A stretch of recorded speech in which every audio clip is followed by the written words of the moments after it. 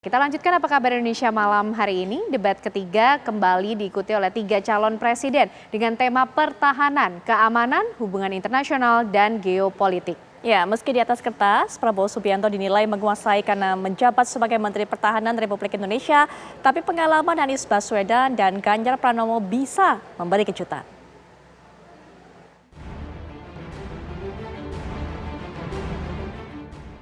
Calon Presiden Anies Baswedan, Prabowo Subianto, Ganjar Pranowo akan kembali beradu dalam panggung debat yang diselenggarakan Komisi Pemilihan Umum di akhir pekan ini.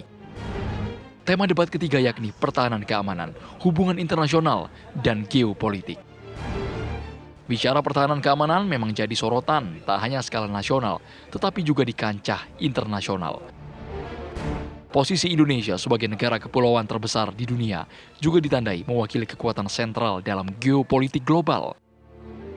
Bahkan secara geografis, begitu strategis di mana Indonesia dianggap punya kontribusi signifikan dalam membentuk dinamika politik, ekonomi, hingga keamanan dunia. Pakar hukum internasional Hikmahanto Juwana menyatakan, salah satu poin geopolitik yang dinanti dalam ajang debat adalah bagaimana para capres menyikapi posisi Indonesia di tengah ketegangan antara Amerika dengan Cina. Di samping itu ada masalah bagaimana hubungan Indonesia dengan Cina, Indonesia dengan Amerika Serikat dalam konteks adanya persaingan antara dua negara ini, Amerika Serikat dengan Cina.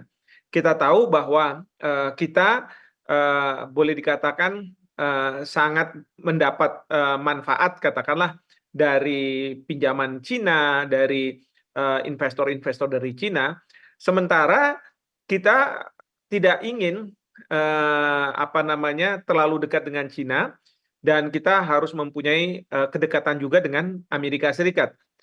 Amerika Serikat sangat melihat Indonesia dan Amerika Serikat tidak berkeinginan bahwa Indonesia jatuh ke tangan Cina.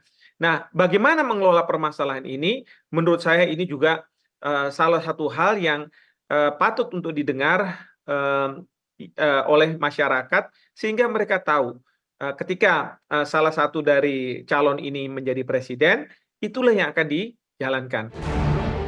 Ancaman dalam negeri hingga kini terus terjadi. Seperti kelompok kriminal bersenjata yang ingin melepaskan diri dari NKRI, kapal asing ilegal yang kerap menyelundup ke perairan Indonesia, hingga ketegangan di Laut Cina Selatan yang dapat mengancam perdamaian regional. Meski di atas kertas, Prabowo begitu erat kaitannya dengan tema pertahanan karena menjabat sebagai Menhan. Saya yakin, saya percaya, Laut Cina Selatan ini Pak Prabowo sudah menyiapkan tentang alutsista dari Angkatan Laut. Sekarang kita lagi siapkan Skorpen. Skorpen itu mempunyai daya deterrent yang sangat hebat. Nah, jadi semua geopolitik Pak Prabowo pasti sudah luar kepala sekali. Tentang postur, saya yakin, saya percaya, kalau untuk di Asia Tenggara, Indonesia posturnya itu pasti baik. Apalagi saya pensiunan dari TNI, saya tahu banget postur kita itu sangat baik, apalagi sudah dibuat sekarang ada Kogak Wilhan, armada dikembangkan, angkatan darat, angkatan udara. Saya yakin, saya percaya Pak Prabowo akan familiar tentang masalah postur, masalah diplomasi. Pak Prabowo ke luar negeri tidak usah diragukan lagi. Tetapi, siapa sesungguhnya calon presiden yang menguasai beragam isu tersebut? Konsepnya Pak Anies tentang pertahanan itu adalah beliau mengatakan kita ini perlu pertahanan adaptif terhadap perubahan ancaman. Nah, komponennya itu ada 3. Yang pertama adalah soal menjaga teritorial kita, keamanan teritorial kita dan kelestarian lingkungan. Itu yang pertama dengan menggunakan pendekatan bertetangga yang baik dan kompak.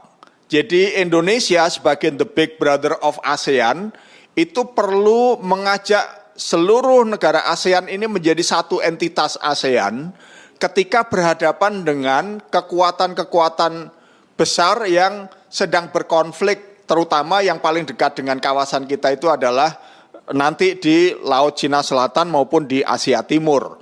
Jadi kita ingin agar ASEAN itu menjadi garda terdepan di Indo-Pasifik. Kita ini negara besar di Asia. Nah, kasus yang kita lihat di Myanmar, kasus di Laut Cina Selatan, ini kerjaan rumah kita, tantangan kita untuk kita bisa kerjakan ya, untuk membuktikan bahwa we are the player. Kita ini pemain yang sangat-sangat diperhitungkan dalam kancah dunia. Nah, kedua ya, kita tidak bisa lepas dari PBB misalnya. Nah, bagaimana kita sebagai negara yang besar ini bisa merevitalisasi PBB? Sebab PBB kelihatannya sudah mulai lumpuh. Apa yang dilakukan oleh Dewan Keamanan PBB itu sama sekali tidak punya pengaruh. Dia tidak bisa menghentikan perang di Ukraina, dia tidak bisa menghentikan perang di Gaza. Misalnya. Nah, jadi empowering, revitalisasi PBB ini juga satu kata kunci kalau kita ingin menjaga stabilitas dunia ini. Mampukah ide dan gagasan dari Anies, Prabowo, atau Ganjar mengurai ancaman dan tantangan yang dihadapi Indonesia? Tim TV One mengabarkan.